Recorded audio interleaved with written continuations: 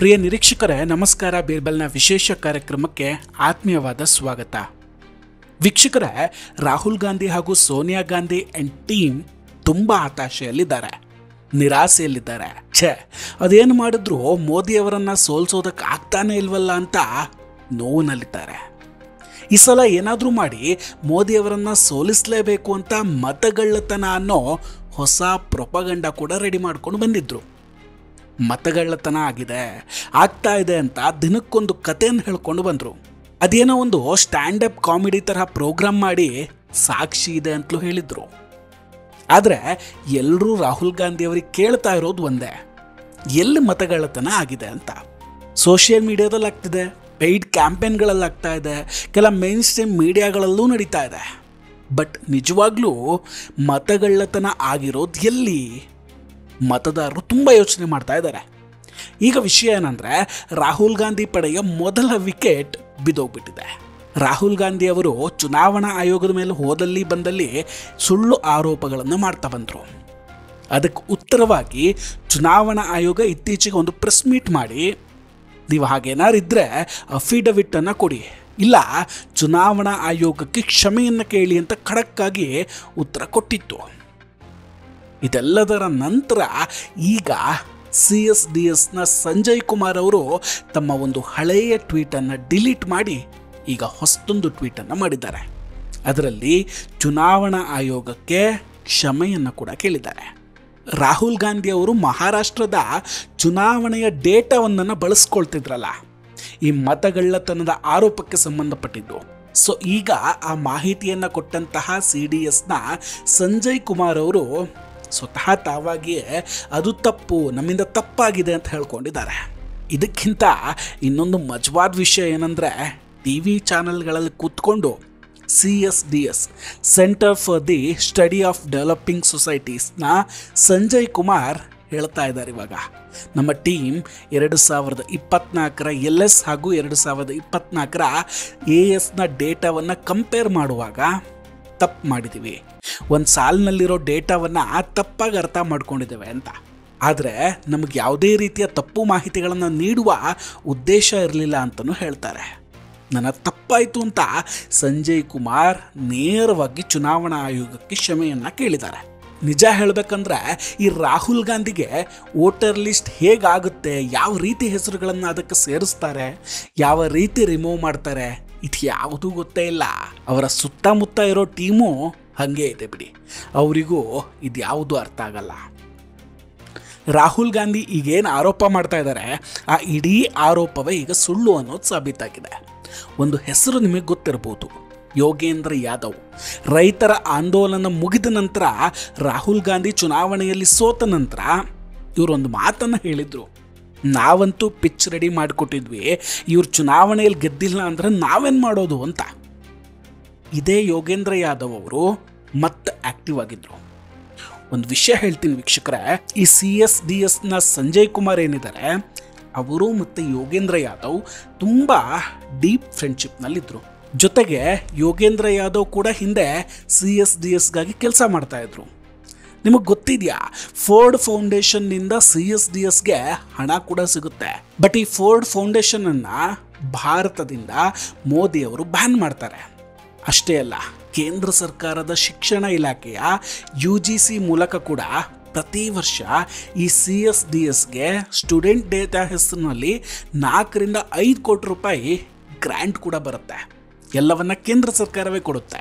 ಈ CSDS ಇನ್ನೊಂದು ಕೆಲಸವನ್ನು ಕೂಡ ಮಾಡುತ್ತೆ. ಏನಂದರೆ, ರಾಹುಲ್ ಗಾಂಧಿ ಅವರು ಯಾವಾಗಲೂ ಹಿಂದುಳಿದ ವರ್ಗ ಪರ್ಸೆಂಟೇಜ್ ಡೇಟಾವನ್ನು ಕೊಡ್ತಾರಲ್ಲ, ಅದೆಲ್ಲವನ್ನು ಕೂಡ ಕೊಡೋದು ಈ CSDS. ಈ CSDSನ ಸರ್ವೆಗಳು ಹೇಗಿರುತ್ತೆ ನೋಡಿ, ಮುಸ್ಲಿಮರನ್ನು ಅವರು ಮುಸ್ಲಿಮರು ಅಂತಾರೆ, ಕ್ರಿಶ್ಚಿಯನ್ರನ್ನು ಕ್ರಿಶ್ಚಿಯನ್ರು ಅಂತಾರೆ. ಆದರೆ ಹಿಂದೂಗಳನ್ನು ಮಾತ್ರ ಜಾತಿ ಆಧಾರದ ಮೇಲೆ ವಿಭಾಗ ಮಾಡ್ತಾರೆ. OBC, ದಲಿತರು, ಜನರಲ್ ಅಂತ ಲೆಕ್ಕ ಹಾಕಿ ಇವರ ಅಜೆಂಡಾ ಏನು, ಹೆಂಗಿದೆ ಅಂತ. BJPಯ IT ಸೆಲ್ಲಂತೂ ಇದನ್ನೆಲ್ಲ ನೋಡ್ತಾ ಇದ್ರು, ಕಣ್ಣು ಮುಚ್ಕೊಂಡು ಕೂತಿದೆ. ಇದರ ಜೊತೆ ರಾಹುಲ್ ಹಾಗೂ ಕಾಂಗ್ರೆಸ್ನವರ ಇನ್ನೊಂದು ಸುಳ್ಳು ಕೂಡ ಬಯಲಾಗಿದೆ. ಬಿಹಾರದ ಒಂದು ವಿಡಿಯೋವನ್ನು ನೀವು ಮೊದಲು ನೋಡಿ. हमारा नाम है रंजू देवी, नौहट्टा प्रखंड से आया हूँ, चफला गांव से। पति के नाम है सुधीर राम। हमारे वोटर लिस्ट में हमारे घर के परिवार के 6 गो के नाम कट गया है। आप पहले थे उस पे? जी पहले थे। ये नया वाला जो बना लिस्ट उसमें नहीं आया है। रुको जरा, सबर करो।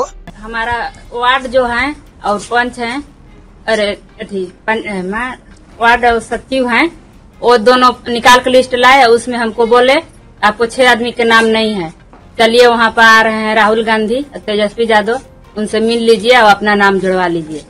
तो हम लोग देहात के औरत हैं, गंवार लोग हैं, जो जैसा कहता है वही न सुनेंगे। हम लोग गए वहाँ, तो वहाँ भी बोला उन लोग के बोलना राहुल गांधी से कि हम लोग के 6 आदमी के नाम नहीं है, पुराना लिस्ट में था, नया वाला में नहीं है। तो वही बात हम वहाँ जाकर बोले हैं। अभी आपको बीएलओ के द्वारा दिखाया गया लिस्ट नया वाला जो 1 अगस्त 2025 को प्रकाशन हुआ है, उसमें अपना नाम अपना पाया? हाँ, और अपने परिवार के सदस्यों का नाम पाया आपने? सबको नाम पाया।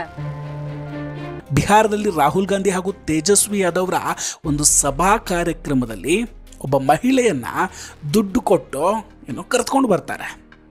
ಆ ಮಹಿಳೆಯ ಹತ್ರ ತಮ್ಮ ಕುಟುಂಬದ 6 ಜನರ ಹೆಸರನ್ನ ವೋಟರ್ ಲಿಸ್ಟಿಂದ ತೆಗೆದು ಹಾಕಿದ್ದಾರೆ ಅಂತ ಸುಳ್ಳು ಹೇಳಿಸ್ತಾರೆ. ಅದಾದ್ಮೇಲೆ ಆ ಮಹಿಳೆಯೇ ಒಪ್ಕೊಡ್ತಾರೆ.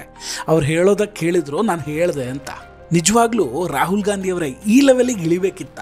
ಕಾಂಗ್ರೆಸ್ಗೆ ಇಂಥ ಗತಿ ಬಂದ್ಬಿಡ್ತಾ? ಈಗ ಬಿಜೆಪಿ ಅವರಿಗೆ ನಮ್ಮದೊಂದು ಪ್ರಶ್ನೆ. ಭಾರತೀಯ ಜನತಾ ಪಾರ್ಟಿಗೆ ಸಾವಿರಾರು ಕೋಟಿ ರೂಪಾಯಿ ಫಂಡ್ ಬರುತ್ತೆ, ಅದನ್ನು ಬಿಜೆಪಿಯ IT ಸೆಲ್ಗೆ ಕೂಡ ಖರ್ಚು ಮಾಡ್ತಾರೆ. ಆದರೆ ಕಾಂಗ್ರೆಸ್ನ ಈ ಪ್ರೊಪಗಂಡವನ್ನು ತಡೆಯೋಕೆ ಮಾತ್ರ ಯಾಕಾಗ್ತಿಲ್ಲ? ಅಮಿತ್ ಮಾಳವಿಯಾ ಅವರು ಆಗೊಂದು ಈಗೊಂದು ಟ್ವೀಟ್ ಮಾಡ್ತಾರೆ, ಮತ್ತೆ ಸುಮ್ಮನಾಗ್ತಾರೆ. ಏನು ಸತ್ಯ ಇದೆಯೋ ಅದನ್ನು ಜನರ ಮುಂದಿಡಿ, ಎಲ್ಲವನ್ನ ಬಯಲು ಮಾಡಿ. ಕಾಂಗ್ರೆಸ್ನವರು ಸುಳ್ಳನ್ನೇ ಇಷ್ಟು ಗಟ್ಟಿಯಾಗಿ ಹಬ್ಬಿಸ್ತಾ ಇರಬೇಕಾದ್ರೆ ಸತ್ಯ ತೋರಿಸೋದಕ್ಕೆ ಭಯ ಯಾಕಾಗ್ತಾ ಇಲ್ಲ ಅದು ನಿಮ್ಮಿಂದ? ಈಗಲೂ ನೋಡಿ, ರಾಹುಲ್ ಗಾಂಧಿ ಅವರ ಸುಳ್ಳು ಇಡೀ ದೇಶ ತುಂಬ ಹಬ್ಕೊಂಡ್ಬಿಟ್ಟಿದೆ. ಆದರೆ ದಾರಿ ತಪ್ಪಿಸುವ ಡೇಟಾ ಕೊಟ್ಟ CSDS ಬಗ್ಗೆ, ಸಂಜಯ್ ಕುಮಾರ್ ಅವರ ಕ್ಷಮಾಪಣೆಯ ಬಗ್ಗೆ ಯಾರೂ ಮಾತಾಡೋದಿಲ್ಲ. ರಾಹುಲ್ ಗಾಂಧಿ ಫೇಕ್ ಡೇಟಾವನ್ನು ಇಟ್ಕೊಂಡು ಅಷ್ಟೊಂದು ಆರೋಪ ಮಾಡ್ತಾರೆ. ಚುನಾವಣಾ ಆಯೋಗ ಅಫಿಡವಿಟ್ ಕೇಳಿದ್ರೆ ಸಲ್ಲಿಸೋದಿಲ್ಲ, ಯಾಕಂದ್ರೆ ಅವ್ರಿಗೆ ಗೊತ್ತಿದೆ ಇದು ಫೇಕ್ ಡೇಟಾ, ಸಿಕ್ಕಾಕೊಂಡು ಬಿಡ್ತೀನಿ, ಸಿಕ್ಕಾಕೊಂಡ್ರೆ ಜೈಲಿಗೆ ಹೋಗ್ಬೇಕಾಗುತ್ತೆ ಅಂತ. ಅದಕ್ಕೆ ನಾವು ಮೊದಲೇ ಹೇಳಿದ್ದು ಇದು ಮೊದಲ ವಿಕೆಟ್ ಅಂತ. ಮೊದಲ ವಿಕೆಟ್ ಬಿದ್ದಿದೆ ಅಷ್ಟೇ. 4 ರಿಂದ 5 ದಿನ ವೆಯ್ಟ್ ಮಾಡಿ ಕರ್ನಾಟಕದ ಡೇಟಾ ಇಟ್ಕೊಂಡು ಡ್ರಾಮಾ ಮಾಡ್ತಿದ್ದಾರಲ್ಲ, ಆ ಸತ್ಯವೂ ಕೂಡ ಬಯಲಾಗುತ್ತೆ. ರಾಜಣ್ಣ ಅವರು ಸತ್ಯ ಹೇಳಿದ್ದಕ್ಕೆ ಯಾಕೆ ಹೈಕಮಾಂಡ್ ಅಷ್ಟೊಂದು ಸೀರಿಯಸ್ ಆಗಿ ತಗೊಂಡು ವಜಾ ಮಾಡಿದ್ರು ಅನ್ನೋದು ಕೂಡ ಗೊತ್ತಾಗ್ಬಿಡುತ್ತೆ. ಕರ್ನಾಟಕದಲ್ಲಿ ಮತಗಳ್ಳತನ ಆಗಿದೆ ಅಂತ ಆರೋಪ ಮಾಡ್ತಾರೆ, ಆದರೆ ಸಾಕ್ಷಿ ಕೊಡೋದಿಲ್ಲ. ಯಾಕೆ ಇಷ್ಟು ಧೈರ್ಯವಾಗಿ ಕಾಂಗ್ರೆಸ್ ಸುಳ್ಳು ಹೇಳುತ್ತೆ ಅಂದರೆ, ಚುನಾವಣಾ ಆಯೋಗಕ್ಕೆ ಕೇವಲ ಮಾನನಷ್ಟ ಮೊಕದ್ದಮೆಯನ್ನು ಹೂಡೋದಕ್ಕೆ ಮಾತ್ರ ಅವಕಾಶ ಇದೆ ಕಾನೂನಲ್ಲಿ, ಕೇಸ್ ದಾಖಲಿಸೋದಕ್ಕಿಲ್ಲ. ಅದೇ ಧೈರ್ಯದಲ್ಲಿ ರಾಹುಲ್ ಗಾಂಧಿ ಅವರು ಸುಳ್ಳನ್ನೇ ಹೇಳ್ಕೊಂಡು ಜನರ ದಿಕ್ಕನ್ನು ತಪ್ಪಿಸುವ ಕೆಲಸವನ್ನು ಮಾಡ್ತಾ ಇದ್ದಾರೆ. ಇದನ್ನು ಕಾಂಗ್ರೆಸ್ ಹಿಂದಿನಿಂದಲೂ ಕೂಡ ಮಾಡ್ಕೊಂಡು ಬಂದಿದೆ, ಈಗಲೂ ಮಾಡ್ತಾ ಇದೆ. ಇನ್ನು ನಮ್ಮ ದೇಶದ ನ್ಯಾಯಾಲಯ ಬೀದಿ ನಾಯಿಗಳ ವಿರುದ್ಧ ತಲೆ ಕೆಡಿಸ್ಕೊಂಡಷ್ಟು ಇದ್ರ ಬಗ್ಗೆ ತಲೆ ಕೆಡಿಸ್ಕೊಳ್ಳೋದಿಲ್ಲ. ದೇಶದ ಸಾಂವಿಧಾನಿಕ ಸಂಸ್ಥೆಗಳ ಬಗ್ಗೆ ಮಾತಾಡಿದ್ರೂ ಕೂಡ ಯಾವುದೇ ಕ್ರಮ ಇಲ್ಲ. ಸೊ ಕೋರ್ಟಿಂದ ಕೂಡ ಯಾವುದೇ ನಿರೀಕ್ಷೆಯನ್ನು ನಾವು ಇಟ್ಕೊಳ್ಳೋ ಹಾಗೆ ಇಲ್ಲ. ಈಗ ನೋಡಿ, ಸಂಜಯ್ ಕುಮಾರ್ ಅವರು ಬಂದು ನನ್ನನ್ನು ಕ್ಷಮಿಸಿ, ಒಂದು ರೋ ಮಿಸ್ ಆಗಿ ಹೀಗಾಯಿತು ಅಂತ ಹೇಳ್ತಾರಲ್ಲ. ಕೋಟಿ ಹಣ ತಗೊಂಡು ಯಾವ ರೀತಿ ಡೇಟಾ ಅನಲೈಸ್ ಮಾಡ್ತಿದ್ದಾರೆ ಹಾಗಾದ್ರೆ ಇವರೆಲ್ಲ? ನಿಜ ಹೇಳಬೇಕು ಅಂದರೆ ಇವ್ರ ಮೇಲೆ ಕೂಡ ಕೇಸ್ ಆಗಬೇಕು. ಯಾವುದೇ ಡೇಟಾ ಮಿಸ್ ಆದರೂ 3% ಆಗಬಹುದಪ್ಪ ಮ್ಯಾಕ್ಸಿಮಮ್ಮು, ಆದರೆ ಇಲ್ಲಿ 38% ಮಿಸ್ ಆಗಿದೆ. ಇದನ್ನು ಟ್ವೀಟ್ ಮಾಡಿ ಬರಿಬೇಕಾದ್ರೂ ಕೂಡ ಸಂಜಯ್ ಕುಮಾರ್ ಅವರಿಗೆ ಅಷ್ಟು ಗೊತ್ತಾಗ್ಲಿಲ್ವಾ ಹಾಗಾದರೆ? ಫೋರ್ಡ್ ಫೌಂಡೇಶನ್ನ ಥಿಂಕ್ ಆ್ಯಂಡ್ ಟ್ಯಾಂಕ್ನಿಂದ ಸತತ 2 ಸುತ್ತಿನ ಫಂಡ್ ಪಡೆದ ವಿಶ್ವದ 15 ಸಂಸ್ಥೆಗಳಲ್ಲಿ ಈ CSDS ಕೂಡ ಒಂದು ಅಂತ ಹೇಳ್ತಾರೆ. ಇಂಟ್ರೆಸ್ಟಿಂಗ್ ಏನಂದರೆ, ಮೋದಿ ಸರ್ಕಾರ ಇದೇ ಫೋರ್ಡ್ ಫೌಂಡೇಶನನ್ನು ಭಾರತದಲ್ಲಿ ಬ್ಯಾನ್ ಕೂಡ ಮಾಡಿದೆ. ಫೋರ್ಡ್ ಫೌಂಡೇಶನ್ ರಾಹುಲ್ ಗಾಂಧಿಗೂ ಫಂಡ್ ಮಾಡುತ್ತೆ. ಫೋರ್ಡ್ ಫೌಂಡೇಶನ್ ದೇಶದ ವಿರೋಧಿ ಕೆಲಸ ಮಾಡುವ ಅನೇಕ NGOಗಳಿಗೂ ಕೂಡ ದುಡ್ಡು ಕೊಡುತ್ತೆ. ಈ ಕಡೆ ಸರ್ಕಾರದ ಗ್ರಾಂಟ್ ತಗೊಂಡು ಸರ್ಕಾರದ ವಿರುದ್ಧವೇ CSDS ಕೆಲಸ ಮಾಡ್ತಾ ಇದೆ.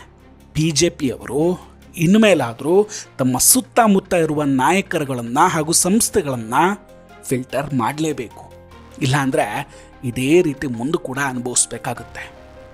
ವೀಕ್ಷಕರೇ, ನಾವು ಕೊಟ್ಟಂತಹ ಈ ಮಾಹಿತಿಗಳು ನಿಮಗೆ ಇಷ್ಟ ಆಗಿದ್ದರೆ ದಯವಿಟ್ಟು ವಿಡಿಯೋವನ್ನು ಲೈಕ್ ಮಾಡಿ ಹಾಗೂ ಶೇರ್ ಮಾಡಿ ಹಾಗೂ ತಮ್ಮ ಅಭಿಪ್ರಾಯವನ್ನು ಕಮೆಂಟ್ ಮಾಡಿ ತಿಳಿಸಿ.